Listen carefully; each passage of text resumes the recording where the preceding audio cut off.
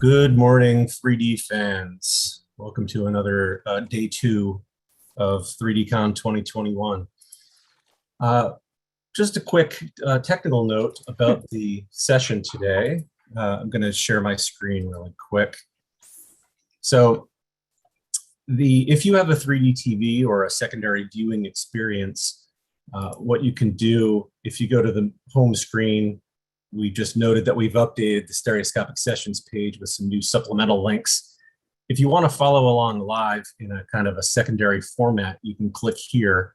And what this will do is open up a window on your screen that will have any kind of reformatted 3D content that's available on the screen at the time. So if you click in the middle, you can just choose your 3D viewing format. Full screen, on some monitors may not work, so your mileage may vary with that. But you can click on that, and then you can just sit back and we'll advance the slides, and these will just change as we move forward and go through. If you want to view that supplemental information outside of the show, you can click here. Also on this page, you can see what kind of viewer you'll need for each of the presentations. And then I just want to point out a couple links below. So in this presentation, they'll mention a wiggled GIF. And so here's a link to that. There's also a link to the entire collection. And then also that collection is formatted in the format that I just mentioned above. And then also the final presentation is formatted in a way that you can put on a VR headset and you can just listen and you will see everything that you're seeing on the screen. So without further ado, I will pass it over to the session of chairs, Melody Davis. Good morning, good afternoon, and good evening. It's great to be in so many places at once.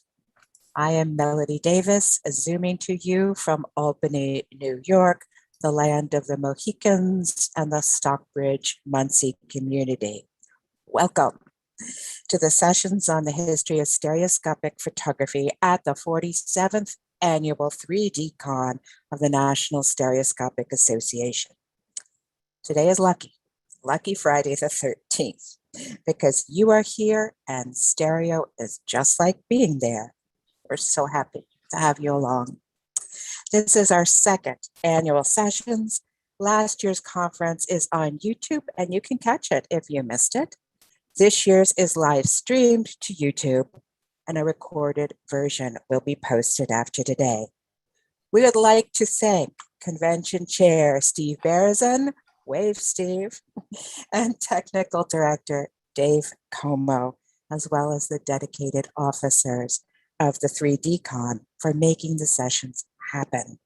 We are so grateful for all that you do. Today we have 9 presenters in 2 sessions.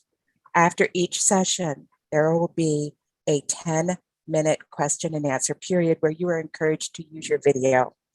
You may raise your hand icon, you'll be recognized and can ask a question, or you can use the chat box. Don't forget to unmute yourself. At approximately 9:20 Pacific time, we will break for 15 minutes. Our second session will begin approximately at 9:35. We have a convenient time clock on the screen, so you will not be late. You can return in time, sandwich in hand. Right, the presentations today range in time from the mid-Victorian era to the contemporary. That is contemporary culture set in antique places. All presentations have imagery either in anaglyph, which are your red and greens, glasses. They should come in your souvenir packet, or maybe you have one handy, or they will be in side-by-sides, not anaglyph, not colored. And for this, there is this wonderful Pixie viewer. I love this. It's my new favorite toy. It has straps that go around the ears. If you didn't get a souvenir packet, get one, right? Of course, you can always do the old-fashioned method of crossing your eyes and you will see in stereo. We will announce for each presentation what type of glass to use. And as Dave pointed out, you may see on the 3D-Con website that there are little icons that tell you which type of glass to use for each presentation, so you can be ready. I will introduce the speakers all together at the beginning of each session and then individually as they are about to speak. Fuller biographies can be found on the website page, along with a gallery of the works that we will be showing here. Our first session begins with Mr. Denis Pellerin of the London Stereoscopic Company, who will present on the topic, "What did Victorians see in the stereoscope?" Mr. Pellerin will also be a keynote speaker tomorrow morning. Don't miss it. It's sure to be great. Second, we welcome Dr. Garen Lorsch, who presents research from her PhD dissertation, which is, lost my place, on William England, the untold, Victorian visionary, the untold story of William England. Dr. Neil Sabania of Pacific Lutheran University studies the portrayal of Africa in stereo views and trade cards. His talk is entitled "Excavating Views.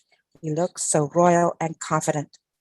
Mr. Santos Roman, a PhD candidate in public history and African history at the University of Riverside, California, will present his dissertation research, "From Stereoscopes to Reenactment, Visual Immersive Representation of the South African Boer War, 1899 through 1902. Rounding out session one is myself, Melody Davis of Russell Sage College. I'll be speaking on minstrelsy, blackface, and racialized performance in 19th century stereo views. Without further ado, let us commence. Next, we have Dr. Neil Sabania. And for his presentation, you may use your lorgnette viewer. Dr. Sabania, you may share your screen.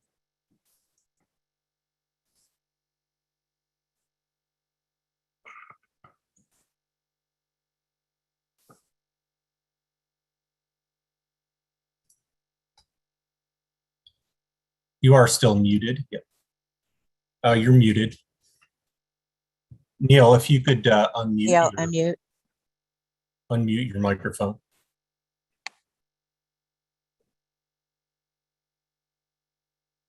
At the lower left corner, good.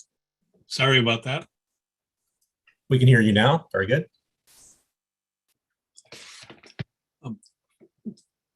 For the views in this presentation, which were taken in 1908 and 1909, you might look at this map and see a place called Nyeri, which is a little to the left and below Mount Kenya in the center of the map and just below Meru and the equator.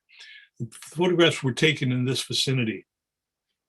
A few years back, I was in Kenya visiting a friend and colleague who's a historian at the University of Nairobi.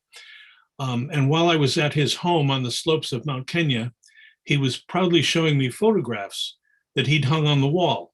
And being a good historian, he'd made contact with the son of the British district commissioner whose house this once was, and gotten photographs from that time, a time when my friend, in fact, was growing up in this very area.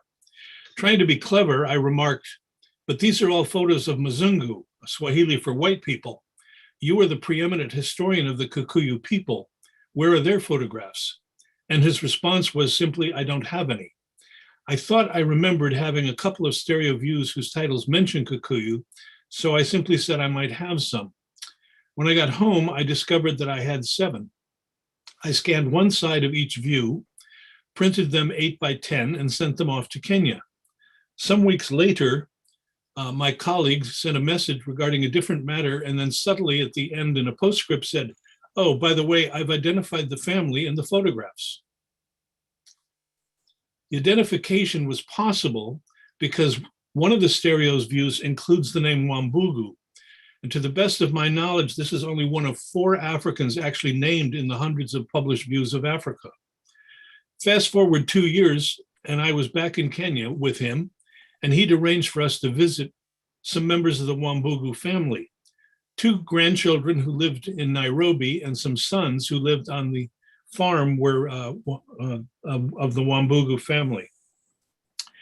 In fact, this is where Wambugu is buried, and they had actually taken the time to clear off the grave and everything just so that we could in fact see it. Now you might be thinking, If the cards are copyrighted in 1909, how could these be his sons that I was talking to? As the title of the view says, the name that names him, he's pictured with his 16 wives. We don't know how many wives he actually had, but he would have acquired new wives throughout much of his lifetime. Therefore, the sons I interviewed, who were then in their 80s and 90s, were children of women that Wambugu married late in his life, not any of those in the photograph. So who was Chief Wambugu? With, by the way, a U at the end of it, properly spelled, not the double O that's found on the stereo cards. He was more than a mere minor colonial functionary. During British colonial times, he walked a very thin line between being a collaborator and a local leader, making the best of his situation to ensure that his people's voices were heard. But that's a subject for another paper. The sort of question I would ask of a view like this as a historian is this a realistic depiction of how Wambugu and the Kikuyu dressed at this time? And the answer to that is yes and no. It's realistic for those who surround Wambugu, but he was in his early 40s at this point, and he's dressed as a warrior. And there are lots of indicators for this that I could point out. We know elders kept such things as members of the warrior from their warrior years, but he did put them on. Did he put them on voluntarily for this photograph at the photographer's encouragement? We simply don't know. So as we look at these pictures, you might ask yourself the question, do you see the Kikuyu as the photographer likely did, an okay invasion of these people's privacy to produce commercial photographs that present the Kikuyu as representatives of Africanness, stand-ins for all Africans? Or might these be the sort of photographs you think of that you take when you do photographs of your own family? Are you seeing pictures of individuals about whom you want to know more? I pose this question because of the uniqueness of the situation I found myself in, was being able to discover how the Wambugu family responded to these views. Ephraim, a son, looked at these views and said, seeing my father there, my heart strikes up with excitement. How can I see my father at that time? Another son, Kariuki, said, when visitors came and wanted to take pictures, my father could organize people for such events. But as the granddaughter Salome remarked, while you can arrange people, you cannot pose them and tell them how to look. This is another view. And as with most views in this set, the titles perpetuate a false narrative about Africa and African identities. Many wives, armored warriors, protecting women, etc. A Kikuyu warrior buying a wife from her father, the king, he was in fact a chief, not a king, and payment in goats. He's not buying a wife, in fact. Women were not bought, but families losing a daughter were compensated with animals for the loss of her labor. And that's what bride wealth, wrongly called bride price, is all about. But anyway, the photo is not about such a negotiation. It's about a customary first step in asking for a particular girl in marriage. A grandson responded, this picture makes me proud, very proud. These are my family. Mzungu called our grandfather a colonial chief, but he was a leader before that. Grinding corn, Kikuyu women decorated with beads and brass wires suggests there's something significant about the beads and brass wire being worn. And there is. The hammered brass leg bands and the bracelets and the quantities of decorative bands of beads worn at the hips on the skirt of the woman on the second from the left, and the cowrie shells are all signs of wealth. In addition, the large hoop earrings denote a woman who has born her first child. Among almost all of those that I interviewed, they had a response similar to this one. These people are from out there who are related to me. It takes you back to our roots. This woman was very popular among the family, the wives and children of a Kikuyu chief near Mount Kenya. I'll let the words of the granddaughter Salome speak for the family. Look at them. The girls are beautiful and healthy. They look like women today, especially this girl with her hands on her hips, shoulders turned, looking at the camera. And that little boy, He looked so royal and regal. She went on with a great sense of pride, noting that this was indeed a wealthy family. All the cowrie shells and beads, even on the little kids. It is sometimes said that the Kikuyu women have thin legs, but in our family, we have good legs. And these girls are women, and women have good legs. And then with a certain sadness, she said, most of the women died without ever seeing pictures of themselves. Mzungu came and took pictures, but they never sent them back. Well, this was not entirely true. The family does have some photographs of Wambugu, but you might note, as Salome did, the granddaughter, there is not a woman in even one of them. Returning to the stereo views, maidens of a Kikuyu tribe planting beans, warriors on police duty, is agriculturally speaking a very interesting photo, but as much for what's not said. In the background, you see our banana plants, a staple of the Kikuyu diet. It's also an obviously staged image with the warriors posed for effect. They were not needed for police duty, nor would they waste their time watching beans being planted.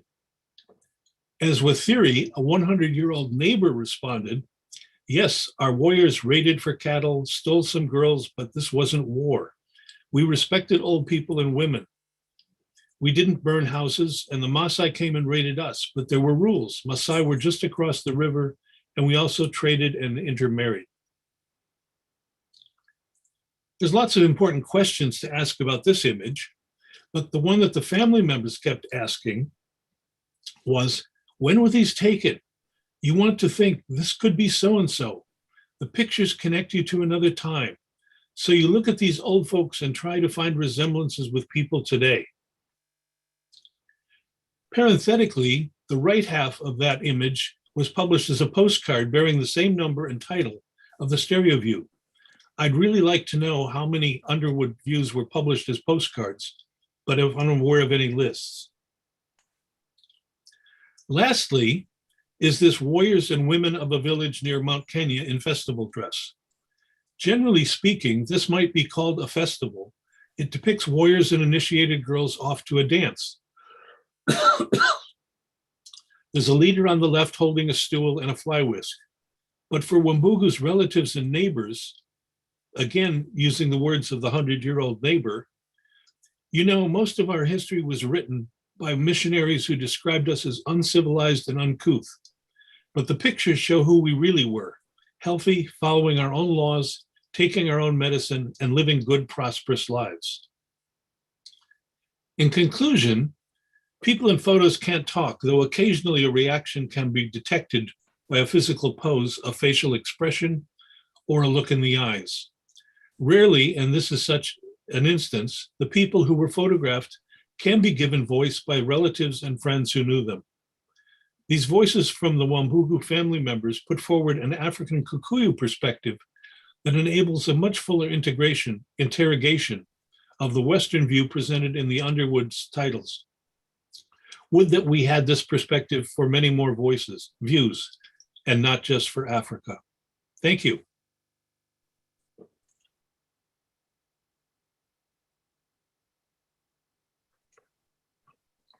Thank you very much, Dr. Sabania.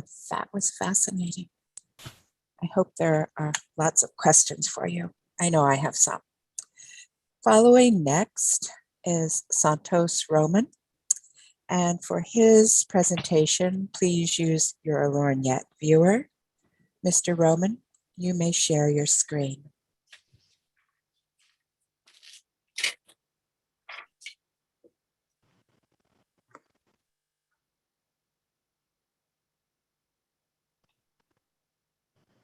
Hello, my name is Santos Roman, and I'll be talking about, the title of my talk is From Stereoscopes to Reenactment.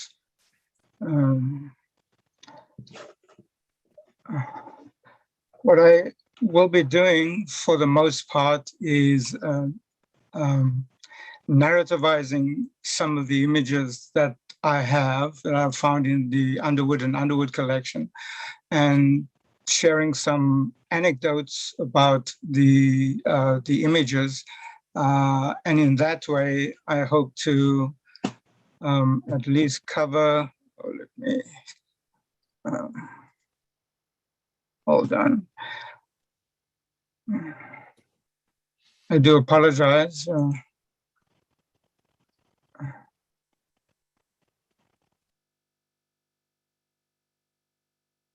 Somehow I can't get my PowerPoint to, there we go, hold on. Oh,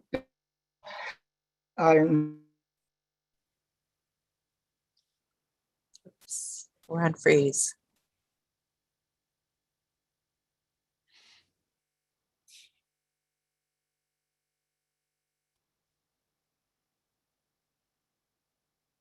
Interesting technical difficulty. Hold on, folks. We'll work this one out. Santos, you're frozen. Can you reload?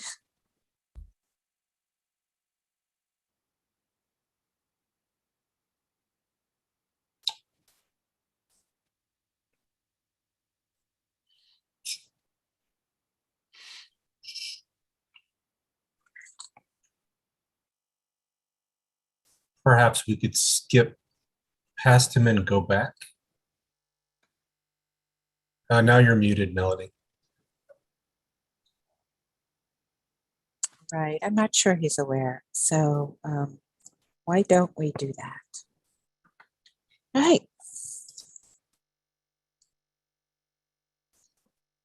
We'll go to the next speaker.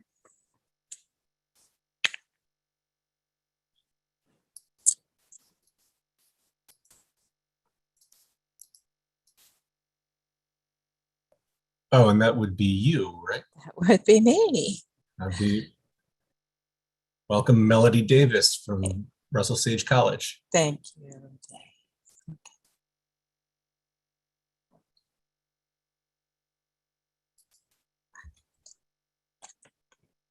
Today I will be speaking. You can hear me, right? Yes? Yeah. Yeah. Very good. Today I will be speaking on minstrelsy, blackface, and racialized performance in 19th century stereo views. The first 3 slides are in mono, but for the rest of the slides, you may use your lorgnette viewer. And here we have a little wallpaper of Harriet Beecher Stowe. On the left is a daguerreotype by Southworth and Hawes, Bostonian photographers of Harriet Beecher Stowe, 1850. And on the left, we have a London publication of her book, Uncle Tom's Cabin. This would have been a pirated publication by John Castle, featuring engravings by John Cruikshank. Superlatives fall short when it comes to describing the cultural effect of Harriet Beecher Stowe's Uncle Tom's Cabin, published in 1852. This novel of slavery in the United States with a strongly abolitionist view was, according to Sarah Meir, inescapable on both sides of the Atlantic for the years following its publication. In the US, the first 5,000 copies sold out in a week, and in Britain, where we shall soon turn, 1.2 million copies of the book sold within its first year in 23 separate pirated editions. There was no copyright law that was respected at that point. Dramatizations of the book were performed in every corner of England, from the upscale Drury Lane to penny gaffs. It was a book that you could find in the homes of all classes of society, along with Tom merchandise, soap, songbooks, almanacs, toys, tableaux vivants, guidebooks, and even wallpaper. Tom mania seized England, and Tomitudes have survived to this day. Poet and pre-Raphaelite painter Dante Gabriel Rossetti was having none of it. The Tom mob was antipodal to the aestheticism of Rossetti and his circle, and the artist sketched his objection to this craze in Modest Prize, 1853, depicting a black dandy served by a shoeblack, Placards reading Uncle Tom's Cabin form a sort of protest march behind the duo. Accompanying this pen and ink sketch were a bit of comic doggerel in dialect, I have not reproduced it, expressing Rossetti's racialized distaste, and a small sketch of a black minstrel with a banjo.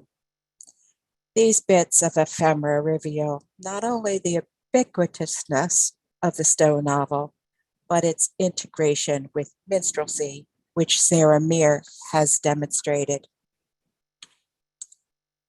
Rossetti's dandy is a direct reference to characters found in blackface. In 1827, American George Dixon created two mainstays of minstrelsy, the plantation slave and the dandy. The dandy portrayed a free Northeastern American Black who was flamboyant and never managed the codes of dress, speech, or demeanor necessary for a gentleman, though he sure tried. His attempts to be read as genteel hysterically failed, since to the Victorians, they never could succeed.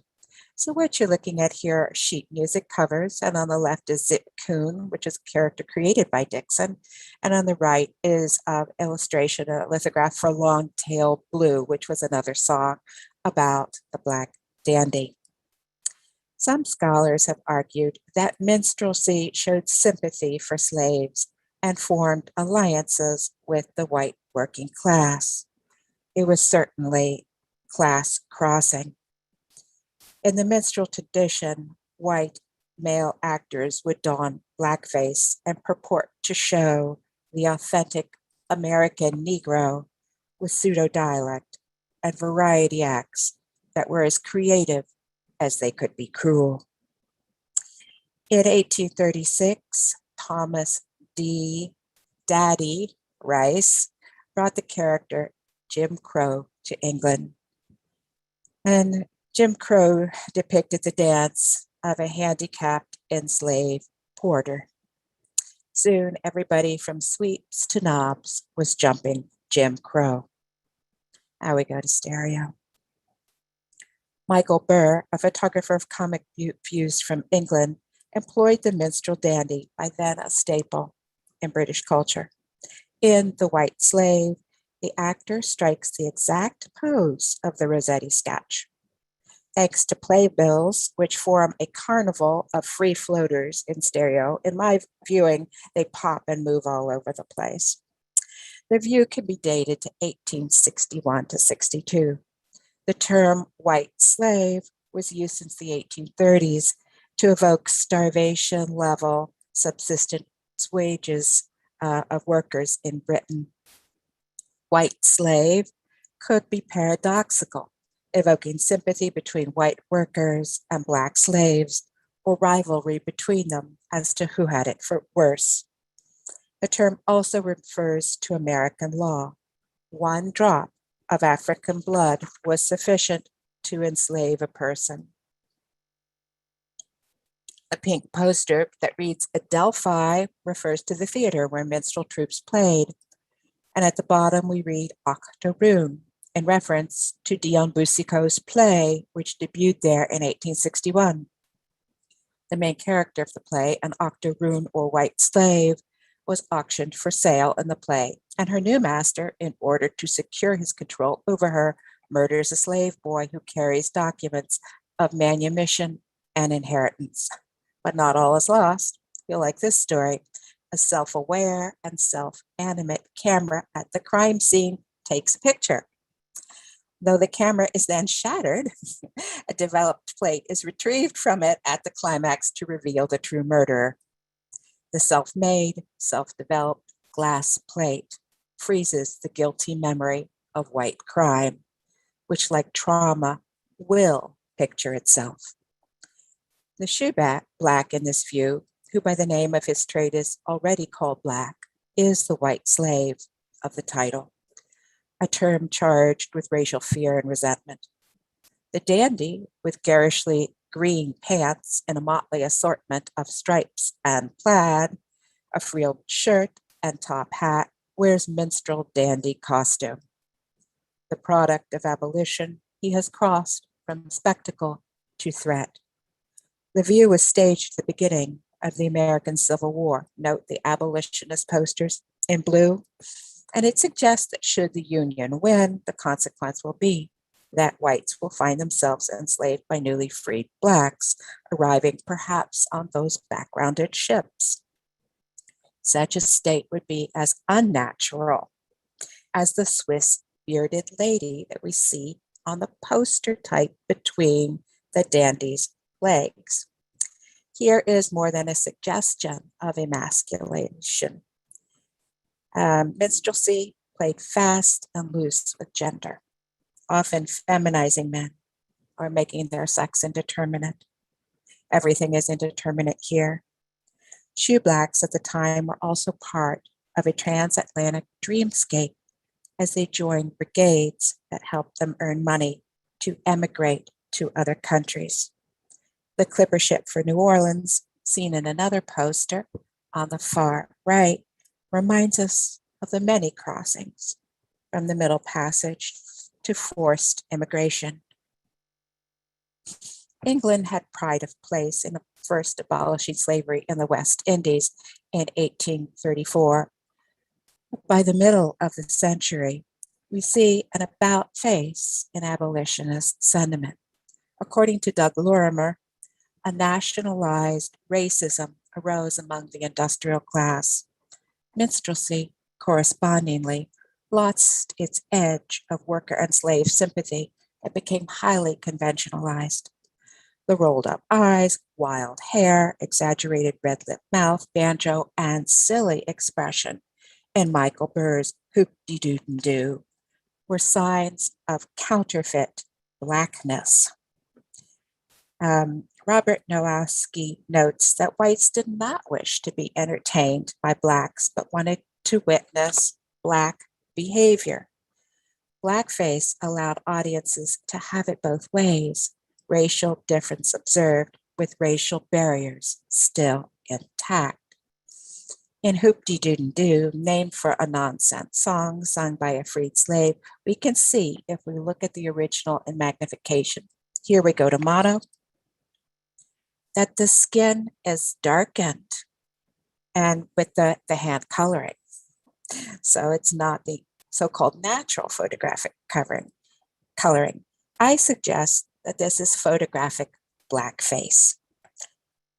Blackface was the sign of the inauthentic authentic, corresponding to the Victorian taste for nature improved. Oh, Would I Were a Bird by Michael Burr. I like to think of the next three views as a sequence, though I cannot say for sure that they were intended to be. In Burr's Oh, Would I Were a Bird, we have a parody of the English Gentleman. The verse on the back is from a Charles Blampin song sung by Christie's Minstrels. The flutist seen here is depicted in butler-type attire, red breeches, great coat, and embellished vest, the sort of costume that appeared in mid-century shows that catered to a more refined family audience. His hair is as out of control as his activity is out of place. In Michael Pickering's terms, the black dandy represented a constantly unrealized pretension to grandeur. The second of what I conclude to be a sequence is An Awful Valentine with the same actor. Could this be the result of the dandy's courtship? His Valentine reveals the picture of an ape. I know it's a little hard to see, but you can see it best on the right-hand side. Winthrop Jordan documents the comparison of Black people to apes from the 16th century through the concept of the great chain of being developed in the 18th century. Anthropologist James Hunt added his own twist in the 1860s, a strong proponent for social Darwinism, which had little to do with Charles Darwin's theories. Hunt advanced spurious ethnography based on a hierarchy of the races, with Blacks occupying a place between human and ape. Few scientists at the time actually accepted this theory. It was controversial, but it found traction with the sons of industrials and merchants who aspired to gentility yet lacked noble blood. For the young sine nobilitat, or snobs, the Anglo-Saxon race substituted for high birth, and the white man became the genetic aristocrat. In Burr's I Am Going to Be Married from approximately 1865, the model's direct stare and tender grasp of an iris engages a sympathetic response. But this contrasts with the oversized paper tie, stuffed shirt front, and silly pants in an exaggerated plaid. The effect is sweet but ridiculous, like sentiment in minstrelsy. A thought lingers as to who could be the bride. Could it be a white woman? Perchance even the sender of the simian missive? Minstrel songs regularly joke about intermixture of the races, which was a great concern for the Victorians. Such fear, says Eric Lott, was controlled by derision. Minstrelsy makes an appearance in American stereo views with F.G. Weller's First Day of April, 1871. As we can see here, the young man is in for quite a surprise when he returns to the parlor to greet his beloved. It is uncommon to see a woman in blackface, but the white gloves are purely minstrel code. Scholars such as Lott and Nicholas Salmon have shown that minstrels often mocked false gentility. The neoclassical figurine on the table right here glances away as though to avoid such inversion of manners. Keep in mind that the parlor was home to the culture of stereo viewing, considered a genteel activity, though stereo companies enjoyed spoofing on their gentle customers too.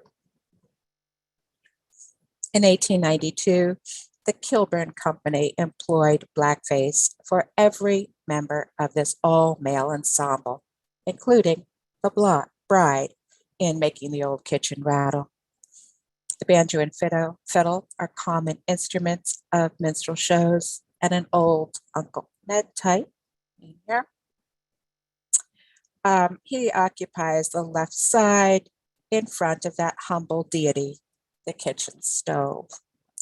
The ever-popular bridal series of the 1890s with posh gowns and cascading lilies is transformed into a breakdown, which was featured in the olio portion of a minstrel show. With cross-dressing fluidity between sexes and races, this view demonstrates that color has become a free-floating signifier. Underwood and Underwood, 1902. Cross-dressing and overt sexualization were part of the formal grotesque of minstrelsy. Clinton Hutton has coined the term gallification for the emasculinization of the Black man through cross-dressing, subordination, slavery's dissolution of families, and figurative as well as actual castration.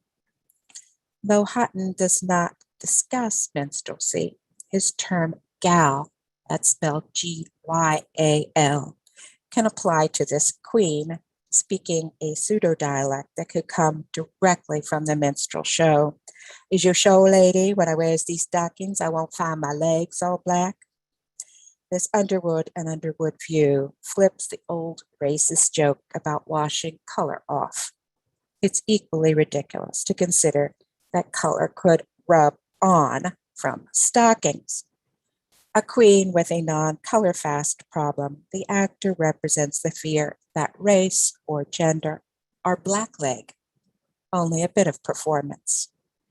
Eric Lott argues that the cross-racial homoerotic desire of minstrelsy, quote, required its boundaries to be continually staged, end quote. That this has little to do with Black culture should be obvious. It does have much to say, however, about how panic oscillates with attraction, with derision as the escape hatch. We may think that the signs of minstrelsy and blackface are part of a bygone era that no longer touches our own. I wish this were so. The day I prepared my talk, I heard the testimony of Mr. Harry Dunn, a U.S. Capitol police officer, who recounted how he was taunted by racial slurs chanted by a mob whose numbers were beyond his ability to count, a mob which threatened to lynch him. This happened at the U.S. Capitol riot on January 6th this year. What does this have to do with minstrelsy? From cartoons to songs taught to us as children to present-day music, minstrelsy is woven into transatlantic culture. Its masks slip on and off so effortlessly that we may not even realize that they are masks, but mistake them for the natural. They issue from stereotypes of racial inferiority and Jim Crow intimidation. But blackface is no more natural than it is black. It is altogether white, and its manifestations are still in view. Thank you. Thank you, Melody. Right. Have we connected with Santos? I think Santos is not on, but I did communicate with Lee, and so Lee can. Why don't we take a to- break? Why don't we take our break and have Santos pick up after the break? How's that? Sound good? Are we like, is that throwing your schedule off, Dave? Folks, bear with us for this technical difficulty, please. Sorry about that. Yeah, I'm just not sure what would happen in we're streaming to AltSpace as well, and there's a second session that's set. All right. to- Understood. Let's go on to Lee, and then we can have our break. Yes? That sounds good. All right. Lee, Dr. Lee Gleason is coming to us from UCR Arts in Riverside. Please use your LearnNet viewer for Dr. Gleason's presentation. Dr. Gleason, you may share your screen. Right. So most of my stuff is in mono, so I'm sorry for that.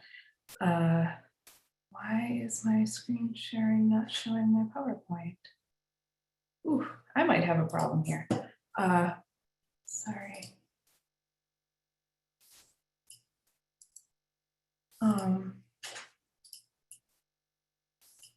That is weird. Are you a co-host? Yeah, when I do my screen share, it's showing, you know, there now it goes.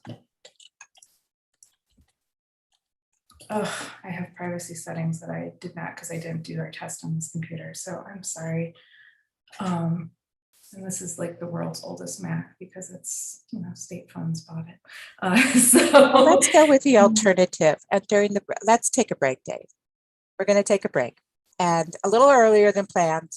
And then Lee, we'll catch up with Lee and Santos, who obviously had some technical issues too. All right. Sound good, everyone? Okay, Yeah, sure. is it the same session? It will be session 2. We're going to take a 15-minute So break. do we need to go off and back on, or can we? No, stay? no, No, okay. just stay okay. here. Yep. You're So, copacetic. Everybody Yep. can stay. Everybody can chill. yep. can So this chat, is get your what's going to sandwich. happen. So, Melody, this is what's going to happen on YouTube. We're going to stop the session, and then we're going to restart another session in about 5 minutes, and then so that you can go into that one. And then in AltSpace, Jay, I guess we'll just have to figure something out. 5 minutes, you up? But yeah, YouTube, you come back. So we're giving what? How long a break? You wanted 5 I minutes? was going to give 15. That was on schedule. Okay, but we could break. We could do a 10 and a 5. Oh, if we're you going to have a want. question and answer period. Let's go into that. Sorry, I'm a little bit I do a have little my bit off working schedule now, here. Oh, you're if you up. want to just do that, if that's No, Lee, easiest. you're up. Sorry. Your screen is shared. Oh, no, this is my screen, right? Oh, that's your okay. screen. This is mine. Oh, good. Okay. So if you want me to go, I'm happy Okay, to. sorry about this, folks. I'm sorry, We're everyone. just learning by the seat of our pants still after a year with Zoom. All kinds of things happen. Lee, are you able to advance? Yep. Looks good Okay, here. why don't you go ahead then? All right, sorry, Everyone, everyone. Dr. Lee Gleason. Okay, most of my things are in mono because we're looking at catalog pages. So I'm sorry for that. There are a few stereo images though. All right, so Sears Roebuck Company, the biggest American mail order catalog company of the 20th century, started its mail order catalogs in 1893, and its growth was so rapid and successful that between 1902 and 1908, Sears, quote, circulated more than 24 million catalogs, or one for every 3 to 4 people in America. Offering lower prices and a breadth of products equivalent to, if not exceeding, major urban department stores' inventory, Sears served as a lifeline for the approximately 50% of Americans who lived in rural areas. Among the countless products sold in the catalog's hundreds of pages were stereoscopes and stereographs. While many of us in this room may grimace at the idea of Sears stereo cards, I argue that there is far more to Sears' story when it comes to stereoscopy. Not only did Sears sell photographic stereo, not just those litho views, but even these litho views have far more importance than our negative impression of them may imply. These views allowed stereographs to enter countless American homes, giving many an exposure to stereoscopy that they would not have otherwise had, both for price and geographic isolation. For better or worse, these cards were the gateway to stereoscopy and the world for many American people. Beginning in 1896, stereographs were available through the Sears catalog. The company offered an assortment of stereoscopes, approximately 1 column length, with product illustrations and the stereoscopes ranged in price from 25 cents to $7.75. Interestingly, Sears offered bulk discounts by the dozen and an additional 10% when buying 2 dozen or more, indicating that they were likely supplying these scopes not only to individuals, but in a wholesale capacity to photographers or other dealers. Stereo cards, by contrast, and you can see them a little in that right column of the previous slide, were not illustrated at all. The catalog stated, quote, "All stereoscopic views are our assortment. We cannot fill orders for special subjects." Products were divided into 2 categories: medium quality stereoscopic views, which were mounted on, quote, lightweight tinted cardboard mounts priced at 5 to 7 cents each, depending on the subject and whether they were, quote, handsomely colored or plain, and their artistic series, which they described as fine, first quality stereoscopic views mounted on extra heavy cardboard, a superior line of selected subjects, which range from 8 to 15 cents each, again, depending on content and tinting. Both had discounted prices by the dozen and per 100, and Sears noted a 10% discount on the 100 card rate when buying 500 or more. I assume this would be for wholesalers primarily. Subjects listed were American and foreign landscapes, both hand-colored and plain, Yellowstone and Western sporting scenes, Scandinavian scenery, English group series, US scenes, sporting scenes, Chicago, the Wisconsin Dells and Niagara, Florida and Alaska. These are their groupings, so if it seems odd, it's Sears. The Johnstown flood, which was 1889. This is again the 1896 catalog. The Hudson River, American landscape, choice landscapes, and the 1893 Chicago World's Columbian Exposition, which was offered both in standard and larger cabinet size. This first foray into stereo sales is very vague and fuzzy. The photographers are uncredited, but included T.W. Ingersoll, who was known to have photographed many, but not all of these subjects. It is important to note that these are real photographs, not lithographs, as that's one of the major changes that we'll see as we look through Sears' progression in stereo sales.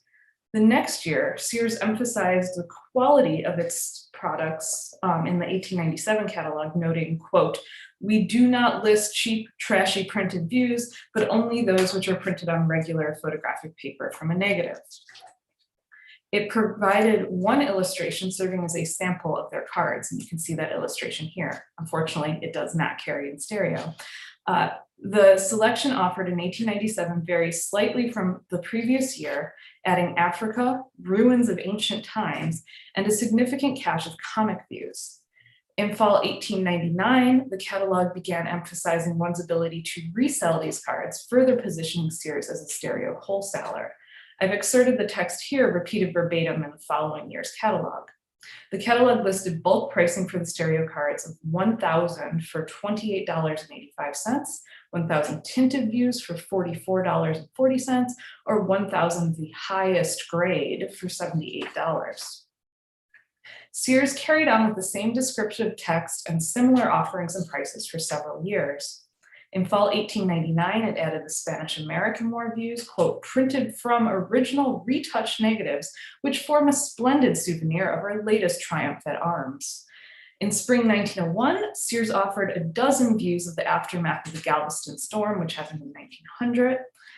By fall 1901, that listing had vanished, but instead Sears led with views of Norway, Sweden, and Denmark, topics famously photographed by Ingersoll, although he is not credited in the catalog. And by this point, catalog pages looked something like this. Then, in spring 1903, things started changing. Sears dedicated 3 pages to its stereograph and scope offerings. And I realize you can't see the detail, but you can see how this emphasizes views, streamlined the scopes offered, and illustrated them better compared to the earlier years. Importantly, the last entry, the bottom of this furthest right page, was for 50 colored views and a stereoscope for 98 cents. Sears described this item as, quote, magnificent halftone reproductions of original photographic stereoscopic views, emphasizing that these were not, quote, actual photographs. For the next year, this remained Sears' only photomechanical stereo offering. Then in 1904, a new entry appeared under comic views. And here we're talking about the bottom entry of this little excerpt. Whereas a customer could order a dozen photographic comic views for 81 cents, they could get 25 colored comic views for 48 cents. Potentially that might be images like this one. These were tinted halftone images. In bold, Sears stated that these are not actual photographs. Sears was clear on distinctions, seemingly wanting to ensure that customers would not feel fleeced. In spring 1905, Sears really leaned into this transition. The firm now offered a tour of the world with stereoscope, 100 views and a stereoscope for 95 cents, as well as 100 comic views and 100 views of the St. Louis World's Fair from 1904. Here, its advertising gets a little trickier. The text states that these are made from original photographs and reproduced by our new lithographic halftone process. That's clear. But in big bold caps states nothing but original photographs made on the grounds by our special photographer, surely creating some ambiguity for the consumer. In fall 1905, this line expanded further.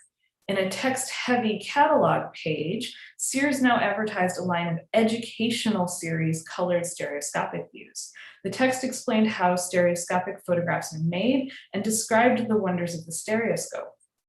Then it talked about the haptic experience of seeing stereoscopically and how this is complemented by the didactic text written on the verso of Sears cards.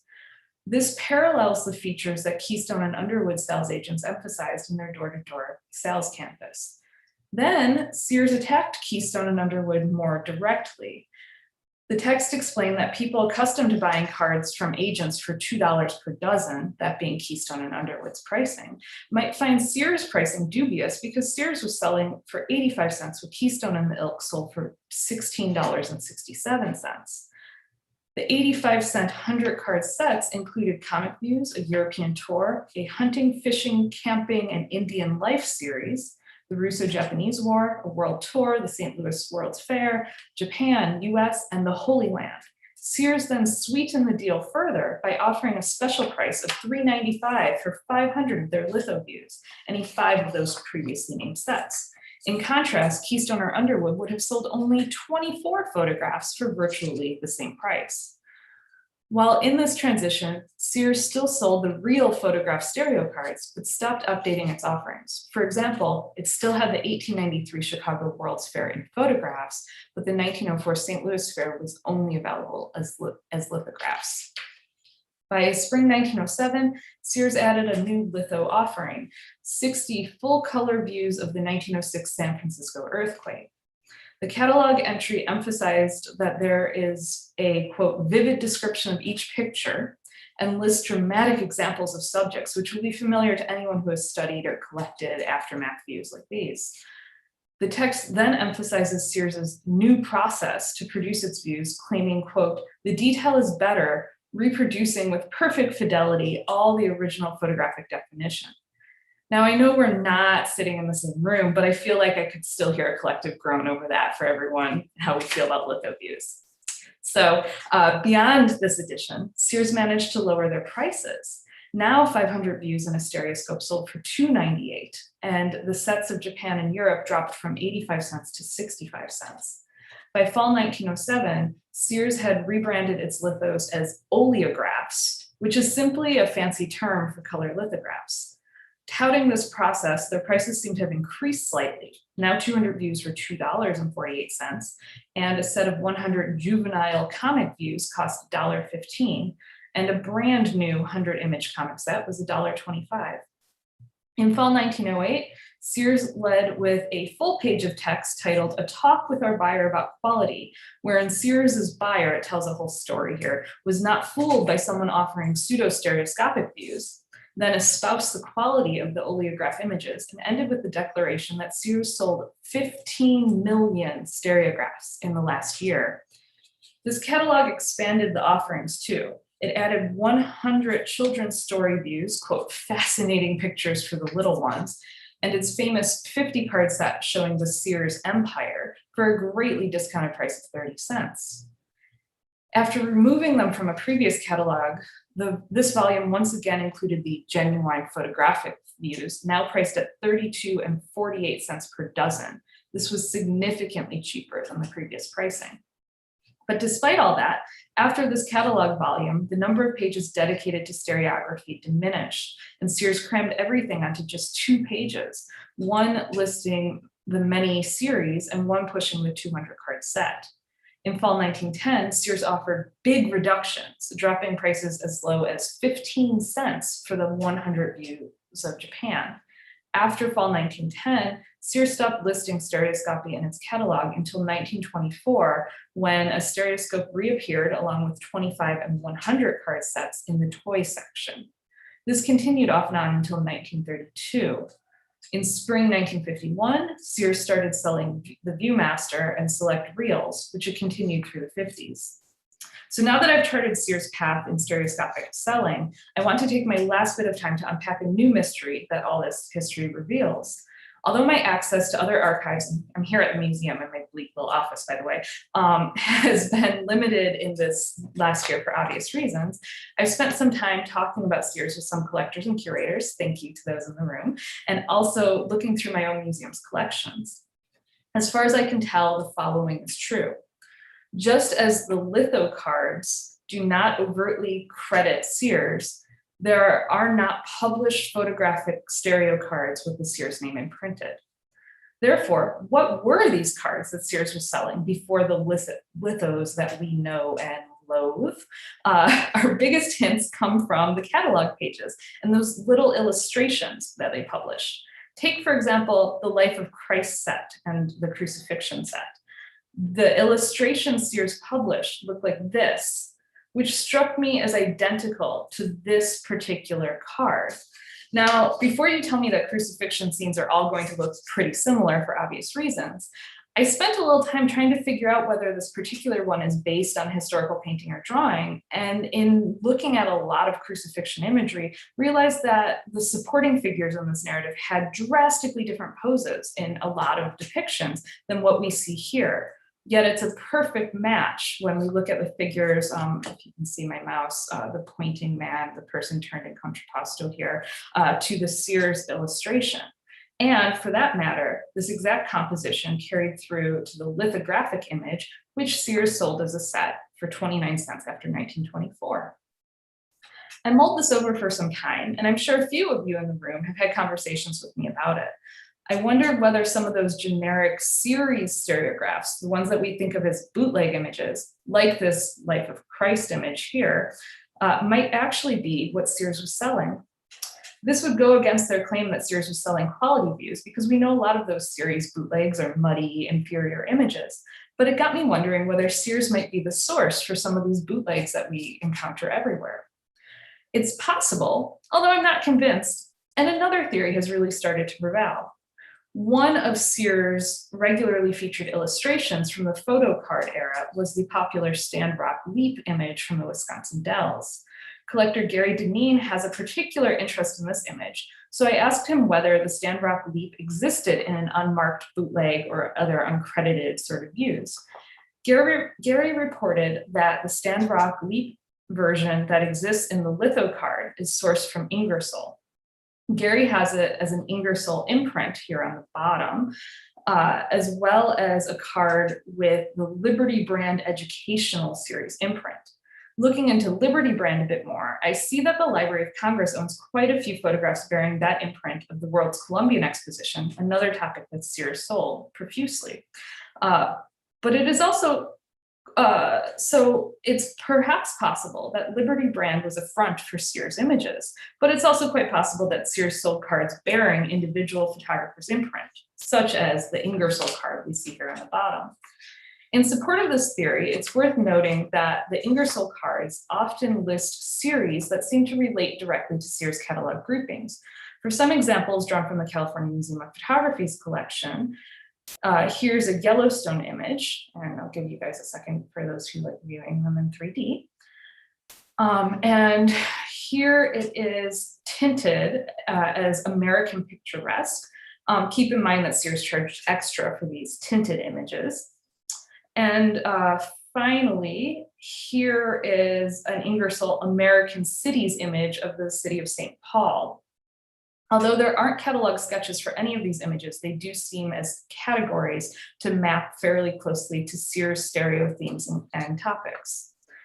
The fact that it's not totally clear what images Sears sold is perhaps astonishing when we consider that 1908 claim that it was selling 15 million cards a year. By then they were selling litho, and frankly, with how common some of those subjects are, I believe it. But surely the original offerings were fairly big sellers too, at least relative to most individual photographers' stereo output.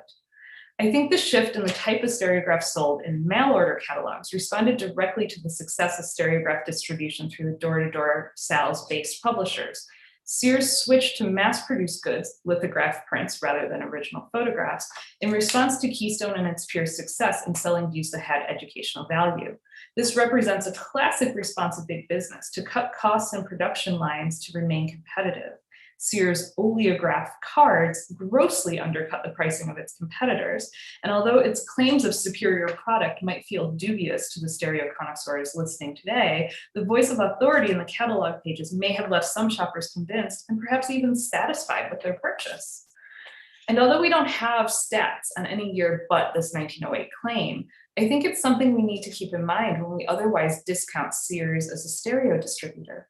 If we believe that number, it means Sears was outselling the likes of Underwood and Keystone combined by the best numbers I've been able to track down, and therefore putting stereo in the hands of more people than any other publisher. Sears may have become the very thing it originally admonished, those cheap, trashy printed views, but doing so surely sparked an interest in stereoscopy for many. Sears' role as a source for stereo, therefore, should not be forgotten. Thank you.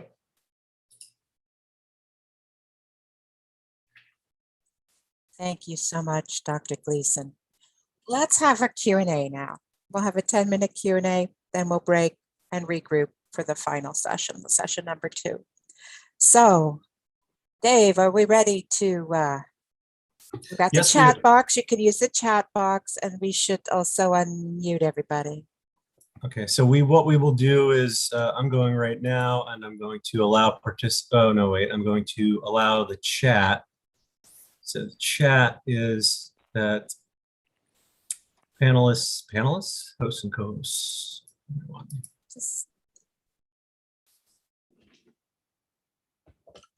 What does it say, panelists? Everyone can chat. Okay, so people should be able to type their questions in the chat. I don't know if people are able to.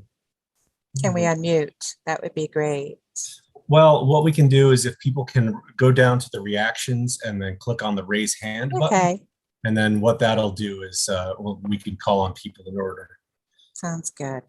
So David Carlton Bright, you have a raised hand. Can you unmute? Yes, great. It works. Oh, Hello. Question for Dennis.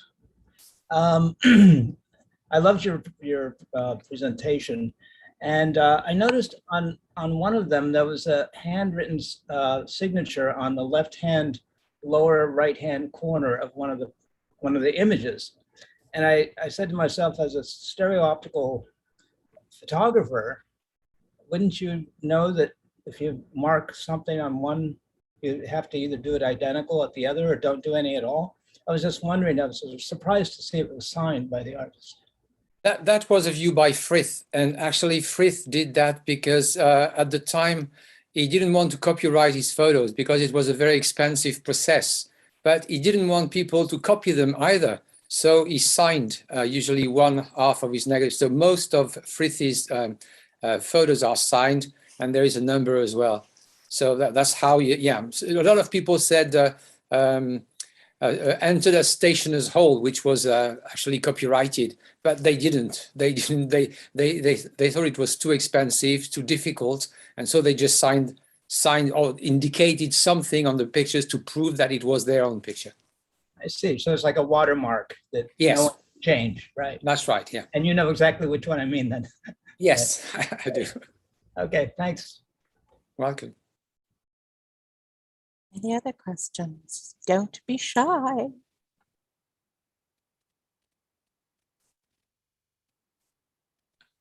Valerie, if you have a question. Sure. I have an observation and possibly a topic for discussion regarding Mr. Perlin's presentation. And I was fascinated by the image you showed of the geographic shapes that were used to describe how we see 3D. And I have collected a few of those through auctions, but for the first time I made a connection that did those stereoscopic views influence art in the form of Cubism and then Art Deco? It just, all of a sudden I was making a connection between what was happening in stereoscopy with maybe what's happening in the art movement. Well, these lithographs were published in the 1850s, so it's difficult to say. I mean, it's I think Art Deco is much later. It's in the 1930s. So by that time, most of these images had been totally forgotten. So I'm not sure. But you never know. I mean, sometimes unconsciously, if somebody had seen those from in an attic or something, in a family box or something, maybe yes, unconsciously. But yeah, it's an interesting point. Maybe we should dig into that. Great, thank you, Valerie. And so in the chat, Jan Burant says, "Great talks. Denis Pellerin's image that was sold as was with extreme differences. Are there other copies of this view now? This seems so mismatched that it makes me wonder if it was a pasting error. Were there two separate images or on one sheet of paper?" Actually, no, we have several pictures by this photographer, Clear Alger, and there are lots of them, which are, some of them are even worse. So the camera didn't move. Well, it moved from left to right, but the tripod didn't move itself. And no, I mean, it took lots and lots of them, and it didn't really bother to stop the traffic or ask people not to step into the frame. So no, it's not an error. Unfortunately, it's a bit difficult to view, but he sold them. I saw a raised hand from Lynn Butler. Oh, okay. I was just, I wondered which museum in France had the best stereo collection and can you view it? I know La Bibliothèque Nationale you can view, but I don't know which collected the best stereo. So it is the Bibliothèque Nationale. Okay. Definitely. They have a collection of over 30,000 stereos. I know because I cataloged them, so I know them all. Was Le Mani the person that acquired them? Le Mani, the curator that acquired them? Many of them? No, they were, most of them came from the copyright, because there was censorship in France at the time, and it was compulsory to copyright, to bring 3 or 5 copies of each photos you wanted to sell. So they kept 2 copies of each, and some were given to the Home Secretary, the Home Office, And in the end, they eventually sold one or two of the copies because they had too many. But no, it was not. There are some coming from private collections, but most of them come from the dépôt légal, the copyright. And that's why they are so interesting, because we know when they were copyrighted. Okay, thank you. You're welcome.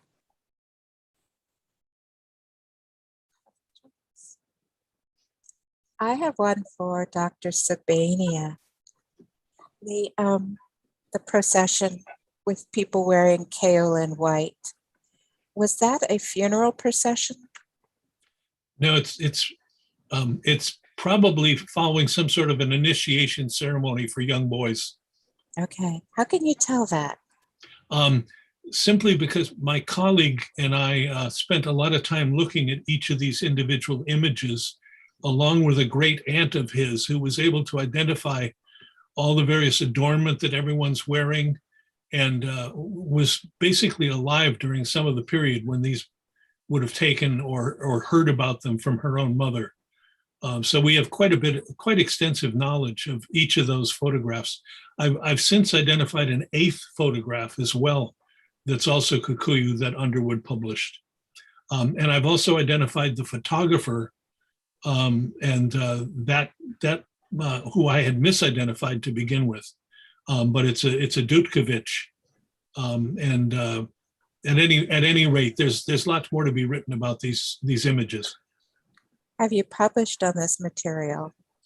I published a very early article in Visual Anthropology, and I can send you the reference certainly. That's where I misidentified the photographer. So having retired, I was able to sort of return to some of these things and dig much deeper. Are these all Underwood and Underwood, or are They're all Underwood and Underwood, yes. They did a lot in Kenya. So I have a couple in my collection. So it'd be great to know more. And I've often wondered if they were Kikuyu and thought that they were, with their large hoop earrings and the bands on the wrists and legs. Thank you so much. The Kikuyu ones typically say Kikuyu on them. They do identify. What's interesting is there's a published image in a book by McQueen that this Dutkovich took, identified as Wambugu. And I don't think it's Wambugu at all. I think it's misidentified. So anyway, you need to look at each one individually. I have one that just says East Equatorial Africa. So and then I'm like looking to see, thinking it's Kikuyu, but I'm not the expert, you are. So fascinating talk. Thank you. What other questions are there? I do have a question from YouTube. The question is from Dakota. A question for Denis. Does May's archives feature cards from around the world? Yes, it does. Yeah. Well, it's mostly France and Britain, but we acquired thousands of pictures from America, and we've got pictures from Greece, Italy, Switzerland, yeah, all over the world, Japan. Yeah, definitely. There's a question from Peter Blair to Gerland. Have William England's later negatives when he was an independent ever been found? No, unfortunately not. It would be amazing to find them, but yeah, I'm still searching. I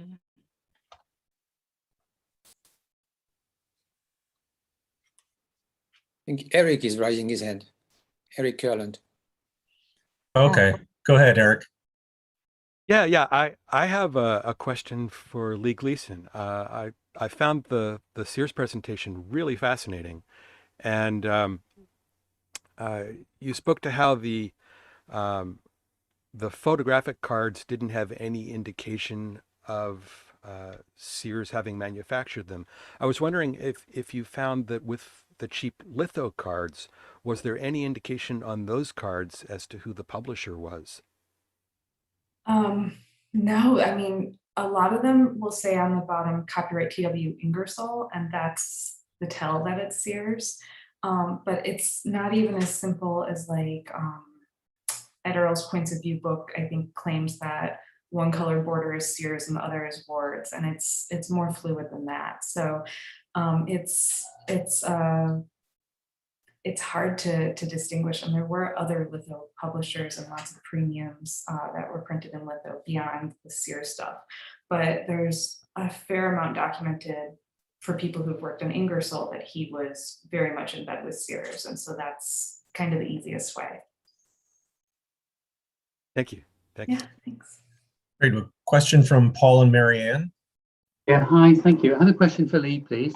In the same way that every household these days has a television, what was, and she said millions of these cards were sold by Sears Roebuck and other companies in the late 1890s and early 1900s. What was the uptake per household of these stereo cards? That is a question I've been trying to figure out in lots of different ways. This has been sort of a divergent project for me. I usually work on Keystone View Company, and Keystone has kind of the same problem. Is sometimes they make these blustery claims of how many millions of views are sold each year, but there's not really any archive that tells us what the average sale looked like. You know, I don't think the average American consumer was buying 1,000+ stereo cards, even though the catalog had that kind of pricing. Maybe those 500 sets were selling, but the mix and match of those 100 card sets.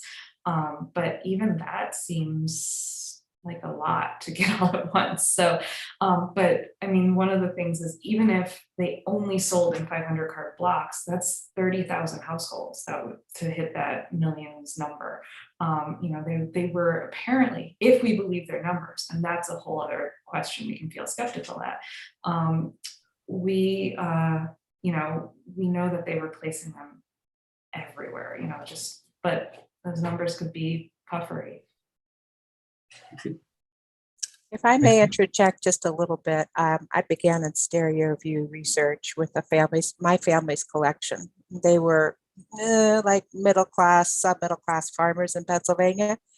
And this collection was formed by my great grandfather and had about 30 to 35 views, which indicates an element of prosperity for their status, you know, their kind of lower middle class status. But boy, that's a question we would all love to be able to answer, is how many views did each household have? Wow.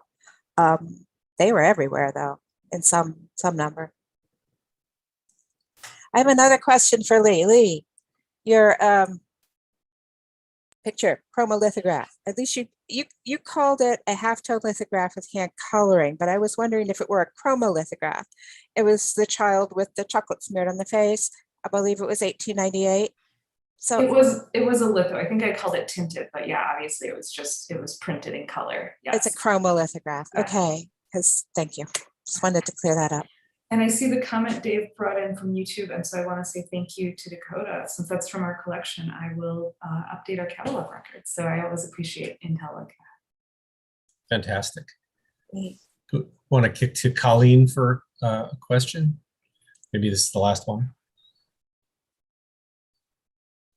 Last one, just a quick question for Denis. So you were showing those wonderful views that capture not only three-dimensional space, but also time. And they were taken with a camera that moved between exposures. And I really enjoy seeing those distinct left and right views. And I wonder, once the cameras with shutters were employed, are you finding that any photographers hung on to that technique of maybe covering one lens and still trying to get the time element? Or do you have any in your collection that would seem to indicate they were taken with a stereo camera or some other means that was intentional to continue that? They were all taken with a single camera most of the time, and they had, well, I did a talk last year about the Latimer Clark process, and that's what they did. They had this very fast way of doing it, so they could do the two photos very quickly on one plate, on one single negative. Because otherwise the collodion was dry, and sometimes you see that one of the exposures is not the same really, because the collodion has already dried, so it lost sensitivity. But we found examples in Spain of views that were taken with that particular technique as late as 1863 or 4. So because for monuments it was easier to actually take one view and then move the camera a little further. Instead of having binocular cameras, because otherwise you lose depth. I mean, you haven't got much depth, especially for churches, monuments like that. So they still use it very, very late actually. Sounds like people were trying to stop having differences. I was just wondering if there were any intentional photographs, stereo views that have that distinction once they were taken with a stereo camera. No, they actually, the stereo camera enabled to stop, to freeze movement. That's what Galen showed in Views of Paris, these two gentlemen walking. That was actually quite amazing. They wrote about that. They examined the photos, they examined all the, and people were saying, we don't walk that way. It's impossible. I never walk that way. And actually, because people were so amazed at seeing the different movements, and sometimes we look a bit grotesque when we walk and when you freeze the movement. So no, it was when they started using binocular cameras, they didn't do it intentionally. We have one more question. I think we have time for Peter Blair wrote in on the chat. Could single lens cameras have been used to minimize weight when traveling? I note that Taraz continued to use a single lens camera for mountaineering into the 1860s. Well, it's a very good question, Peter. I think actually they preferred a single lens camera, especially for mountains, because with a binocular camera with a separation of 8 or 10 centimeters, you can't capture a mountain. It's too far away. But if you have a single camera, you can take a photo and then move the camera 50 centimeters or 1 meter and take the other half. And binocular cameras are quite expensive. So unless you really took hundreds and hundreds of photos, it was better to use the camera you already had. I think that's the only reason. Binocular cameras were not really more heavier than single cameras, so it wouldn't make so much a difference really. But yeah, being able to move the camera more, that was important, especially when you took photos of landscapes. Right. Thank you, everyone, for your wonderful questions and presentations. Let us take a 15-minute break, and then we will reconvene for session number 2. Please come back. Thank you. Thanks. Okay, so again, like I said, in the Zoom session, everyone can just hang tight. I'm going to share my screen and put up a countdown clock. In YouTube, we're going to stop the stream, and then you will have to come back in. There will be another session that opens up in about 5 minutes, and then in Altspace, there's a secondary portal to get there. How long do we have, Denny? I'm sorry, Dave. How long do we have? You're giving us 20? I'm trying to give 15, but it's not queuing up. Oh, come back, folks. All right. Here we go. It's going to be whatever this is. There we go. All right, there you go. All right, perfect. Thank you.